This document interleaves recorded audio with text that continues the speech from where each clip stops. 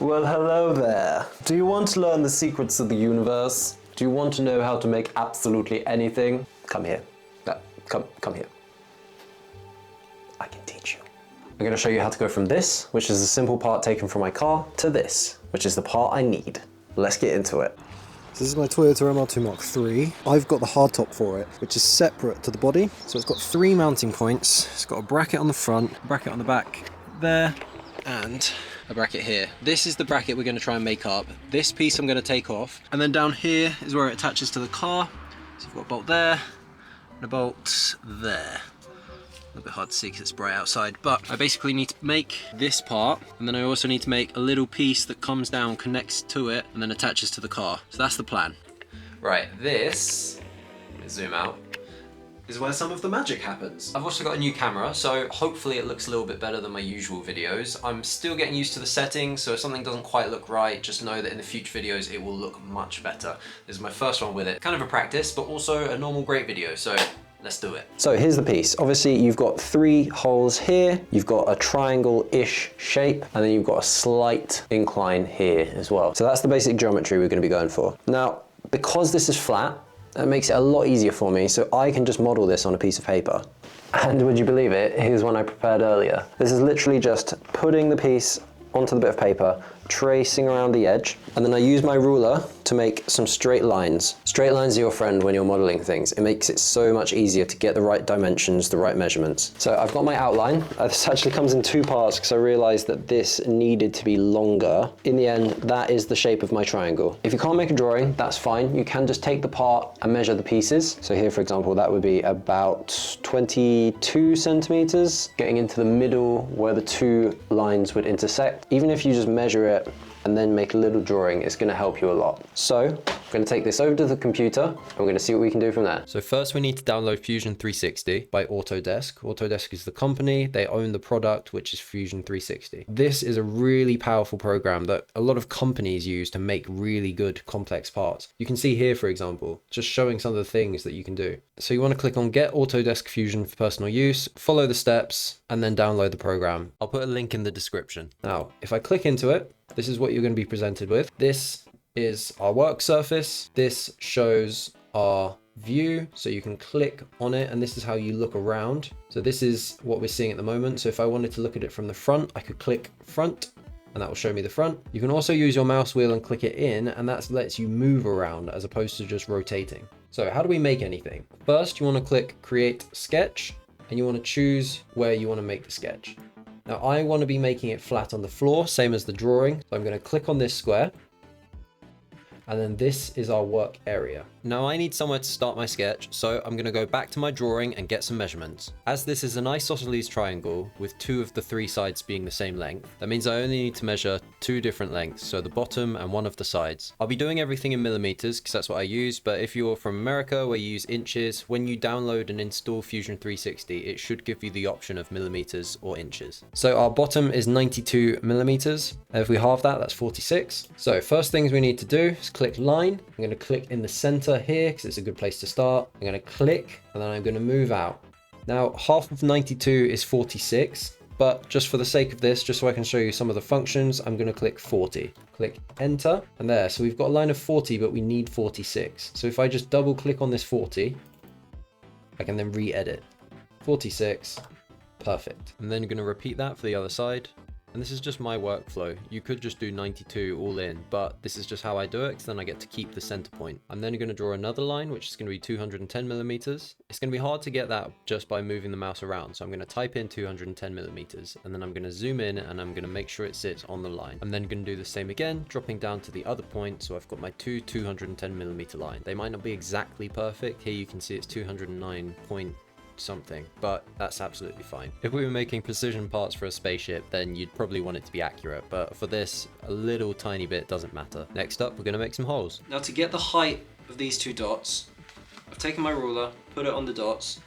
I've eyeballed this because it's not the end of the world because the tolerances aren't that great, but the main part, making sure that this line is horizontal to this one. That's going to give me a point of reference here, which I can use, so I can measure that, and that's 14 millimeters. I can also measure in from here, just again eyeballing it. So here to where I reckon that dot would drop down to this line.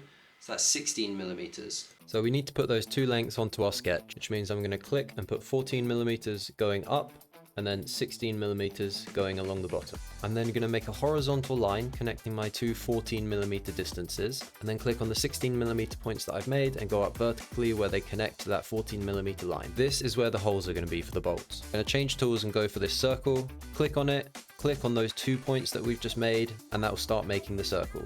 You then want to type in 10 millimeters or whatever the diameter is of your circle, click enter, and that's it. Next, we're going to do the same for the top bolt hole. So I'm going to measure from there to there. 13 centimeters, 130 millimeters. So same principle as before, we're going to make our line 130 millimeters. We're then going to draw it up, type in 130, make sure it sits on the line, press enter. Then make your horizontal line to where it intersects the middle line. We can then drop in another 10 millimeter circle, and that is the basic geometry of the shape made. Currently the shape is 2D, but we want something that's 3D. So we're going to press E for extrude. We're then going to click on all the areas that we want to extrude. So here it's everything except the circles. Once we've done that, you can either click on the blue arrow and pull it up or down, or you can type in the height that you want. For me, it's 20 millimeters, so that's what I'm putting. Press enter, and boom, you've just made your first 3D model. Next, I want to refine the shape a bit more. So I'm going to click on fillet, and then I'm going to click on the two bottom edges. I'm then going to click on the blue arrow and pull it in to how I want it. This is just an aesthetic choice, so it's up to you. I'll then press enter and do the same for the top. Now I want to click on create sketch and then click on the side of my model. If you start getting into your 3D modeling, you'll hear the word workflow thrown around quite a lot. And this is basically just the order or the way you do things. Everyone's workflow can be different. You can use different tools to get the same result. It's just how you choose to do it. Now I'm going to show you how I go about making the incline angle on the bottom. All I'm doing is marking on the drawing where the angle starts, where the angle stops. And I can measure from here to here. So I've got 88 and I've got 114. Then I'm going to start sketching out on the model, so I'm going to do a line of 88 and I'll do a line of 114. Because I've already shown you the basics of making lines, creating sketches, I've sped things up to make it move a bit faster here. Off camera I measured the height of the incline was 9 millimeters, so that's what I've put in there. Then I'll connect my 2 points of 88 and 114, and then the rest of the shape I'm making is when I extrude and cut, what part of the shape do I want to cut away? Here I'm pressing E to extrude, and then I can pull the arrow to cut away as much as I want. Then there's also the angle wheel, which I'm adjusting slightly just by eye to give me a better cut. Press enter and I've got the basic shape. Now you can see the shape is correct, the incline is all correct and everything, but the angle underneath is wonky. So we're going to fix that. I'm going to create a new sketch, but I'm going to click on this side profile instead. This is creating a new sketch that's not lined up to our existing model. Then, because this isn't a shape where the tolerances need to be super perfect, I'm going to redo all my lines and try and line them up as perfectly as I can, just eyeballing it to where the pre-existing lines are. On the bottom left, you've got your steps. If you hover your mouse over each step, it will highlight what shape you made and what changes you made during that step. I've then deleted the previous step with the wonky angle, and I can now extrude our new shape onto the old shape. Making sure to tick direction and choosing both sides. This lets me extrude on both sides. And also again, making sure I've got operation set to cut because I want to cut away material. And there we have it, a perfectly straight, perfect cut. Now the shape is done, but we want to make this thing look a bit prettier. So we're going to fillet the edges. Click fillet and then select the edges you want to fillet. Then click, hold and move the arrow to adjust to your preference. Much better. I'll do the same for the underside and any edges you want to do. And there we go, our main shape is done. Now if this was me, I would print the part out and I would test fit it before I go any further with next steps, just to make sure that this part is correct. But knowing it is, I'm going to remove any waste material by making a shape in the middle and cutting it out. All I'm going to do is make a sketch on the top of the model. I'm going to make a center line and then I'm going to draw out one side of my shape. Then I'm going to click on mirror in the top left. I'll then click on the lines that I want to mirror, and then I'm going to select center line and I'm going to click on the center line that we just made. Then I want to press E to extrude the model down, make sure it's set to cut, press enter, done. Now I've already gone through this process. I didn't use the chamfer on the edges to tidy it up because these were just temporary test parts, but this is what I made. You You see, two different sizes because I got it wrong. It is a bit of trial and error with this stuff. If you're doing it for the first time especially, just got to test bits out, print them out, and then go on to the next bit. Next I want to make this part that connects to the two bolts on the actual car. On the car, I've measured the length from the bottom hole to where the parts would connect. That's just giving me a rectangle with a 10mm wide space in the middle. Again, went through a few iterations. This was the first one, just simple flat piece, and then I put it on the car just to make sure it actually fit, put the bolt holes in so I knew I was in a good place. So we'll create a new sketch on our existing model.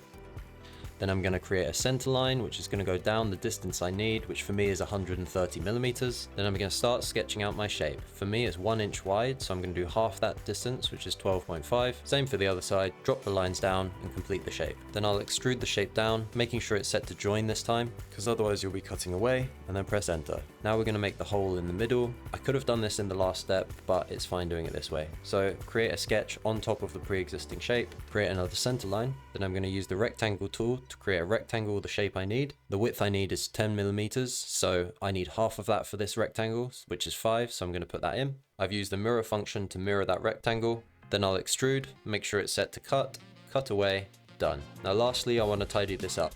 I'm going to fillet all the edges and the inside edges. I'm going to do them separately because if you do them together, they'll fillet at the same rate and then it won't look right. So just do the bits that are going to look the same together. And then that's it. I'll print the part out and we're good to go. And this, ladies and gentlemen, is the final finished product. Look how good that looks. Looks awesome. I have to keep the camera sideways, that's why the part looks like it's sideways. But yeah, I'm super happy with that. Because it's plastic, it actually flexed a little bit, but I think that's made it contour better. I'm super duper happy. It's really heavy, really solid, screws in nicely. Like, I'm super chuffed with that. I've saved myself like £300 by doing that. Plus, I'm going to put the files up for free, so if anyone has a Toyota MR2 MK3 and they have a hardtop, they need the bracket, as long as you've got a printer, you can print it up. Hopefully it can help someone out. Really want to know what you guys end up making. Put it in the comments, tell me how it goes. Anyway, that's it from me. Thanks for watching. Don't forget to like and subscribe, and I'll catch you on the next one. Bye.